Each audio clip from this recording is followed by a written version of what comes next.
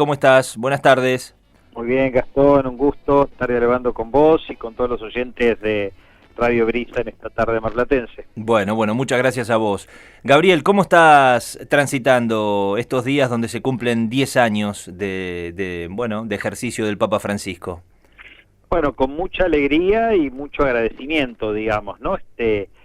Alegría porque realmente, valoramos que Dios haya permitido que alguien del fin del mundo, como el Papa dijo más de una vez, haya podido alcanzar este servicio para toda la Iglesia del mundo, y con agradecimiento porque claramente, más allá de su humana debilidad, como todo ser humano, todo Papa, todo líder de la historia de la humanidad, en lo religioso, en lo social, en lo político, más allá de los límites, yo estoy convencido y creo que la historia lo va diciendo y lo dirá posiblemente más claramente a futuro.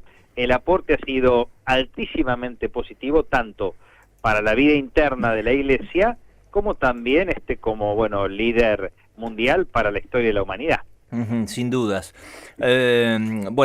Por estos días venimos viendo muchas entrevistas que le vienen haciendo de distintos medios del mundo, algunos especiales de algunos medios nacionales, por supuesto. Entre otras cosas, hemos conversado incluso la última vez. ¿Cuándo fue que tuviste contacto con él en el Vaticano? ¿Este año o fue a finales del año pasado? El año pasado, fue para octubre del año pasado.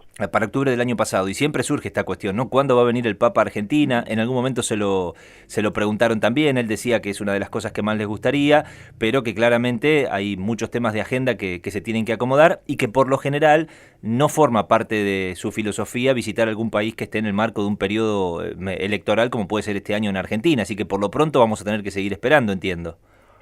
Sí, igual me queda la sensación como síntesis final que, afirmando esto que vos planteás, también pareciera que es la primera vez que está más abierto a hablar del tema públicamente, ¿no? Porque en general por ahí otras veces lo evitaba un poco, y en estas últimas notas, como vos decías, él como ha tenido una actitud más positiva, lo cual no me extrañaría que si él mismo va sacando el tema, no haya alguna agenda que yo no la conozco, la verdad, pero puedo hacer una lectura entre líneas, donde se esté pergeñando tal vez la posibilidad de una visita, que obviamente no sería este año, por esta cuestión que decimos, pero que tal vez sí el año que viene, me da la sensación. Entonces, abiertos a que, se pueda concretar la visita del Papa Francisco a su país natal. ¿Vos considerás, porque vengo viendo que en muchos especiales que se hacen fundamentalmente en sitios web de estos 10 años del Papa Francisco, muchos caen en esta frase recurrente del Papa que nadie vio venir, el Papa que nadie esperaba? ¿Vos creés que es un poco así? No. Que en cuanto a la cuestión de ese tipo, él tuvo un liderazgo tal vez más marcado y más fuerte, por lo que dicen los analistas, los que saben, en la elección anterior, en la de que eligieron a Benedicto. Y después la cosa quedó un poco como más dormida, y la coyuntura de la renuncia inesperada de Benedicto, creo que hizo saltar distintos escenarios posibles, donde es verdad que en primera línea no estaba lo de Jorge Mario Bergoglio, digamos. Eso es claro, había otras figuras. Y sin embargo, con gran sorpresa, fue elegido Jorge Mario Bergoglio como Papa. Sin dudas. Por cierto, en el marco de todas estas cuestiones que se ponen de contexto, dentro de aquellos que se mueven dentro del Vaticano, por decirlo de algún modo, que en cierta forma están muy cerca del Papa Francisco, muchos de los que incluso en un primer momento él hablaba de que con muchas decisiones que fue tomando tocó muchos intereses y se creó muchos enemigos, y muchos de esos hoy son los que sostienen que los cambios que logró el Papa son cambios que difícilmente otro Papa pueda llegar a revertir. Yo creo que sí, digamos, ¿no? Que en las cuestiones esenciales el Papa tomó decisiones en las cuales era inevitable ir por ese camino en cuanto a generar, por ejemplo, una cuestión de mayor apertura en la vida de la fe. En lo interno, decirte esto, una actitud de apertura con los divorciados a nueva unión, que puedan acercarse a los sacramentos, una actitud de clara inclusión de las personas homosexuales y del mundo LGTB en la vida de la Iglesia. Esas cuestiones yo no creo que puedan tener un vuelta atrás, sino que de hecho pienso que en el futuro se tendrán que ir como profundizando también, porque nos falta transitar más la inclusión de la mujer en los ámbitos decisionales de la vida de la Iglesia. Y en la perspectiva social, más abierta incluso de cara al mundo, bueno, cuando uno lee Laudato Si, con toda la sensibilidad de ecología integral que tiene el Papa, o Fratelli Tutti, con el tema de, bueno, claramente descubrir que la solución a los grandes problemas de la unidad se tienen que dar en un compromiso de todos y todas, que nadie puede quedar afuera. En este sentido, estas temáticas creo que claramente son de carácter universal, y hasta una persona en estos temas que digo recién, los últimos, una persona que no fuera creyente ni practicante de la fe católica, creo que siendo bien intencionada, tendré que ir claramente por ese camino, y en ese sentido me parece que no puede haber una vuelta atrás. Mira, estaba repasando algunos datos dentro de lo que hace a sus hitos o sus logros más importantes, y un dato que no tenía es que con 2 años como Papa, Francisco visitó Filipinas. Esto fue en enero de 2015, donde encabezó una mega multitudinaria misa en el Parque Rizal de Manila, y según las cifras oficiales asistieron entre 6 y 7 millones de personas, y lo que tienen contabilizado es que fue la más masiva en la historia de la Iglesia Católica, esa misa récord con mayor cantidad de personas en la historia. Y yo recuerdo hace algunos años atrás, unos cuantos, conversando con vos sobre los distintos momentos en la historia reciente que ha pasado la Iglesia, donde hasta incluso ha tenido algunos baches de no tener tal vez tantos seguidores o no tantos seguidores practicantes. ¿Vos creés que estos 10 años de Papa sirvieron para recomponer esa relación? Yo creo que en parte sí, en un contexto distinto. Primero, este dato no tenía los números exactos, recordaba sí que fue realmente multitudinaria la misa ahí en Manila, en Filipinas. Eso lo recordaba con claridad, pero no tenía los datos precisos. Pienso que en este sentido, como para cualquier dato histórico, hay que ver estas cuestiones en una perspectiva no anacrónica, ¿no? Entonces, ha habido una baja, si vos querés, de carácter universal en los ámbitos directos de participación en la vida de la fe de las mayorías de las religiones del mundo, por motivos diversos. En el último tiempo, la pandemia fue un sacudón para el ámbito religioso y también para muchos otros ámbitos. Hubo una crisis fuerte en el marco de la Iglesia Católica Universal de cara a toda la cuestión de los abusos sexuales por parte de miembros del clero, ¿no? Es algo realmente muy doloroso, muy fuerte, que hay que evitar, y que a la vez creo que también un camino de coherencia en ese tema, por ejemplo, en el cual Francisco, en línea con Benedicto para hacer justicia, un trabajo sincero y claro, que por ahí es una de las pocas instituciones internacionales que ha trabajado en ese tema, porque el problema de los abusos no solamente toca a la Iglesia Católica, sino muchísimos ámbitos de este sentido. Bueno, son temas que tal vez van a dar cierta autoridad a la larga y cierta coherencia que puede generar este tema de que, bueno, de que realmente haya un florecer de personas que se abran al camino de la fe en el formato que cada uno quiere pueda tener.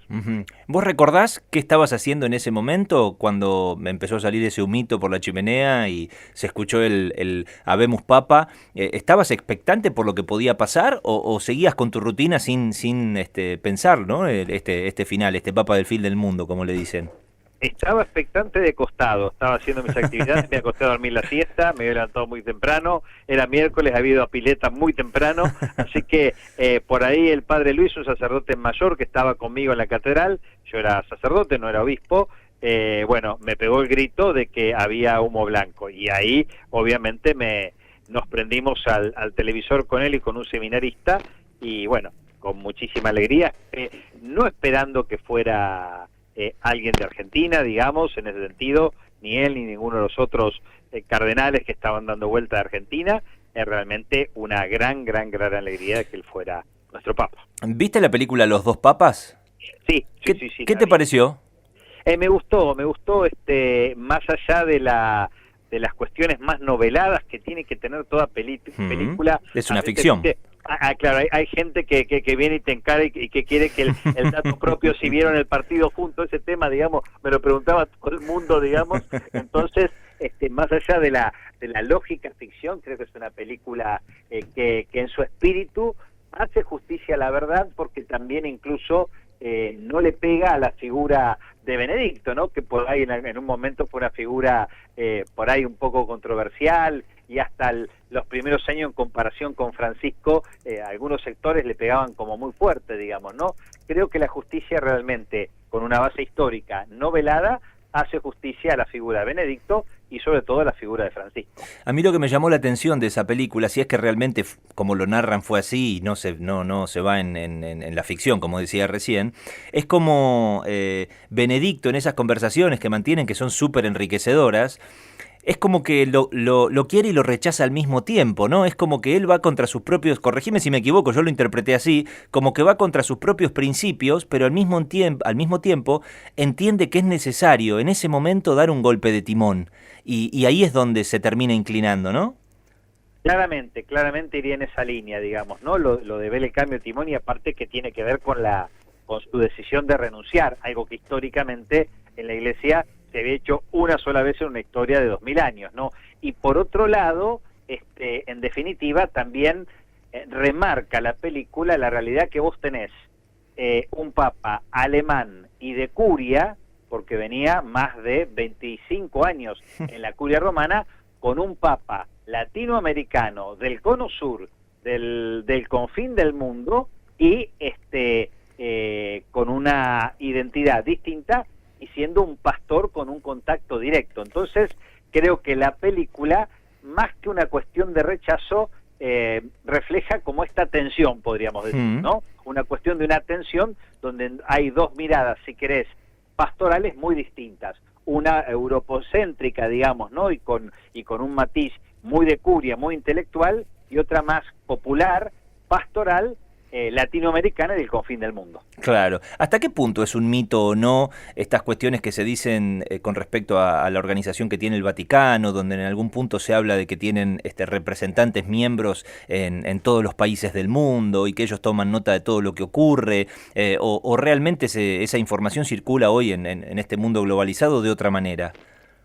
Mira, las nunciaturas son verdaderas embajadas que tienen un trabajo de tipo diplomático, te diría de base no mafioso, por más que siempre algún tipo de vinculación con algún sector oscuro de la Iglesia la mafia ha tenido, digamos, no lo voy a negar, pero de base es un trabajo más de carácter diplomático, te diría bastante sencillo y casero, porque la estructura de las embajadas, por una cuestión de presupuesto, y un país que no tiene, en la ciudad, el Estado del Vaticano, no tiene ni la inteligencia ni el ámbito militar que pueda tener cualquier otra nación de la Tierra, ni siquiera las más pequeñas. Entonces, sí que hay un estudio de cada lugar, es verdad, y hay como una respuesta, digamos, a la situación de cada lugar, donde fíjate que la Iglesia, hasta último momento, en las distintas circunstancias, siempre mantiene el vínculo diplomático. Fíjate ahora en el conflicto con Nicaragua, sí, no bueno, es la Iglesia la que corta con Ortega, es Ortega que corta con la Iglesia, digamos, ¿no?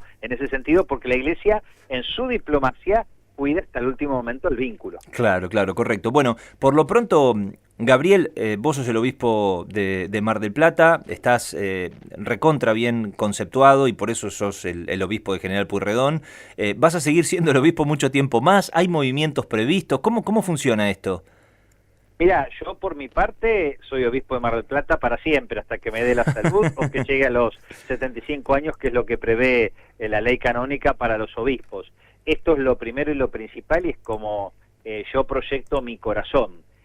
Ahora, a mí mañana a la mañana me puede llamar el nuncio en Argentina, que es el embajador del Papa, y decirme, Monseñor Mestre, necesitamos de obispo en tal lugar de la Argentina. Y yo en ese caso, con mucho dolor, porque quiero Mar del Plata, pero con voluntad de obediencia a lo que prometí en la Iglesia, obviamente que diría que sí, salvo que hubiera una situación grave que me impidiera asumir un cargo con el cual no me siento capacitado, digamos, ¿no? En ese sentido. Entonces, después hay toda una trastienda de posibilidades de cambios, de cálculos, tal cual te diría, si querés, como pasa en el ámbito político secular, digamos, ¿no? Pero en ese caso, en realidad acá, en el ámbito de la Iglesia, a veces lo que se comenta se da, en un porcentaje, te diría, de un 20% lo que se filtró se da, y en un 80% en general son fantasías de algún cálculo o alguna especulación que se da vuelta por ahí. Correcto. Gabriel, ha sido un placer como siempre, ¿eh? Muchas gracias por la charla. Un gusto para mí, Gastón, un abrazo, saludos ahí en el piso y a todos los oyentes. Otro para vos, hasta luego. Bueno, despedimos al obispo Gabriel Mestre a propósito de estos 10 años que se están cumpliendo de ejercicio del Papa Francisco. Siempre me resultan muy enriquecedoras las charlas con Gabriel Mestre porque podemos abordar muchos temas sin ningún tipo de prurito y la verdad es que está buenísimo.